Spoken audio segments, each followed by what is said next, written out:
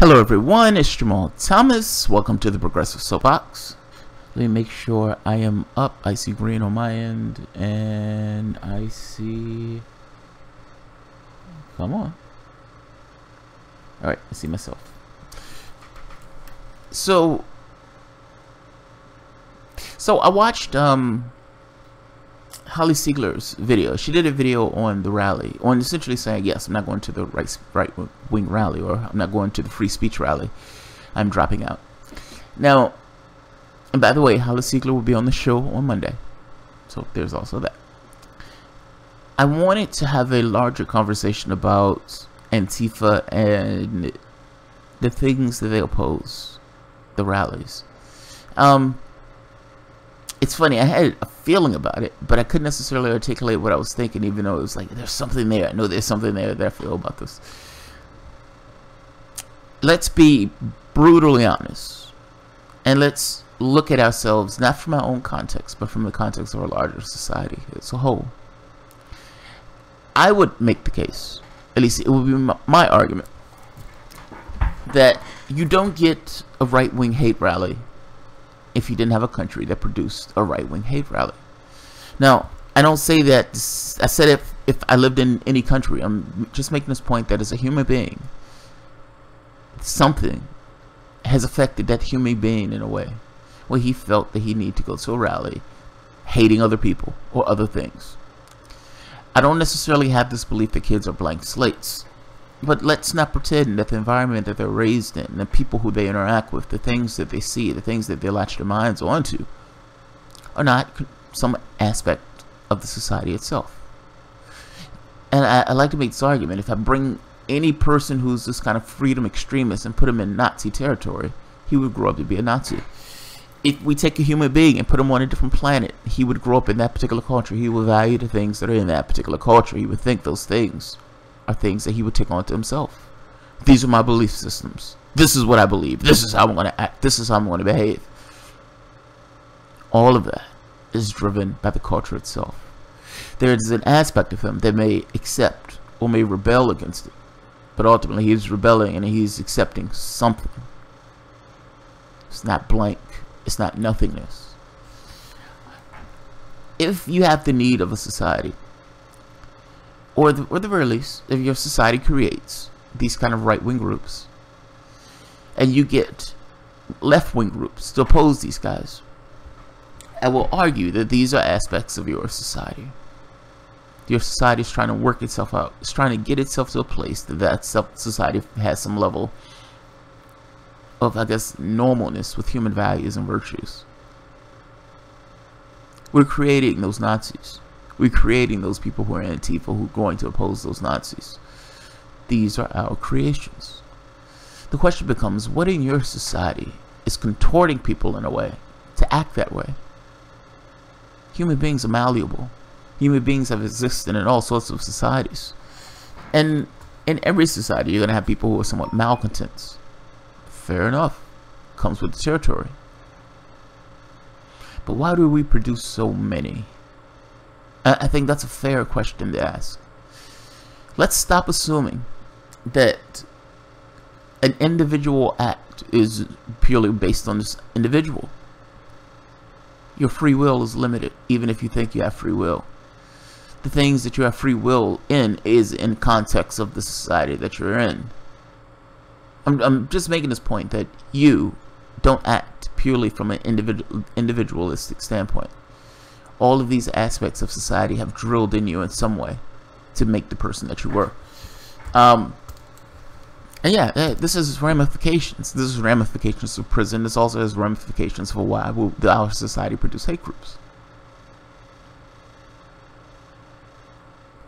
The problem is not with the individual solely. The problem is, to some degree, is what that individual raised in. The country, the society, the world. Everything that that particular individual thinks of as himself. So,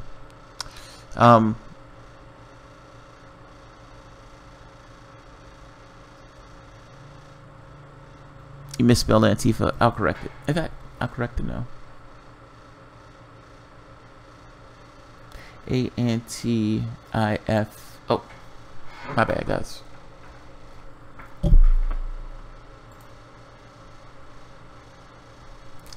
Yeah, this one is not going to be long.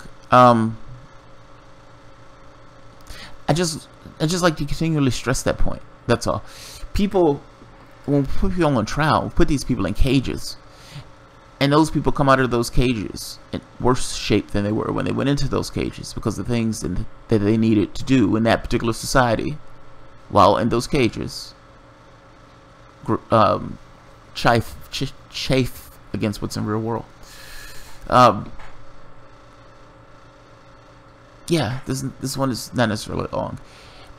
It just, I look at all of these forces in society almost having like these human cockfights, going after one another, and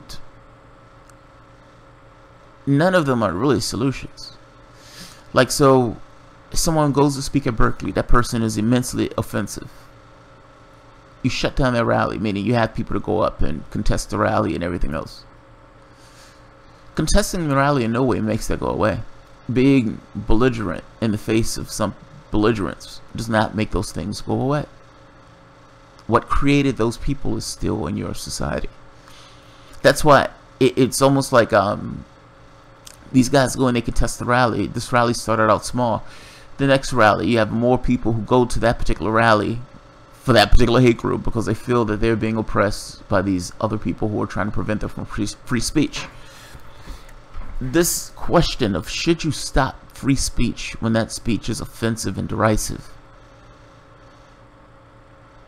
Free speech is free speech, even for the speech you don't like. Particularly for the speech you don't like, as Noam Chomsky would say. Your issue, honestly, it's not that speaker. That speaker is representing something. He's representing some aspect of your society. An aspect of society that wants to be heard and wants to be acknowledged. Acting like they're the darker brother that shouldn't necessarily come up. You have to deal with that at the level to which that has existed, or the level that's created. Stopping the speaker is not going to do it. I'm just trying to make people aware of the wider context. Yes, these people are offensive. Yes, it annoys me. It, terrifies me when these people have something to say. But ultimately, those people are aspects of your society looking for expression. If you want to deal with those speakers, you have to deal with the society that created them. The easy solution is, I'm going to crack in heads. The better solution, the one that's a little bit more depth and requires a little bit more work, is the one that says, what creates these people? What creates them? What creates them? Alright, guys.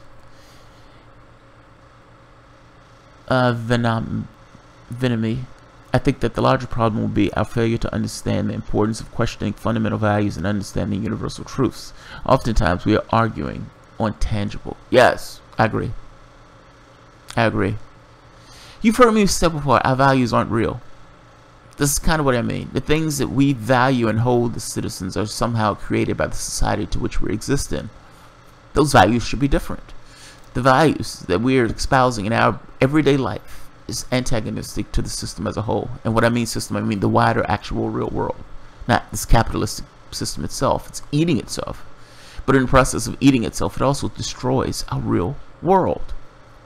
That is my issue. I don't care if people have commerce. I don't care if people have trade. But that should be limited to a certain aspect and sphere of life. It should not adversely or antagonize the whole. So, alright guys. I will probably have a few more articles, but I definitely wanted to talk about this one. Oh, the reason why Holly Siegler is up here because this video was initially started off as dealing with her. The next video will probably deal with her. Essentially, she's going to be on the show Monday. She's going to be on the show Monday. It's going to be Monday afternoon. We're going to have to nail down the time, but she will be on the show Monday. So, thanks guys.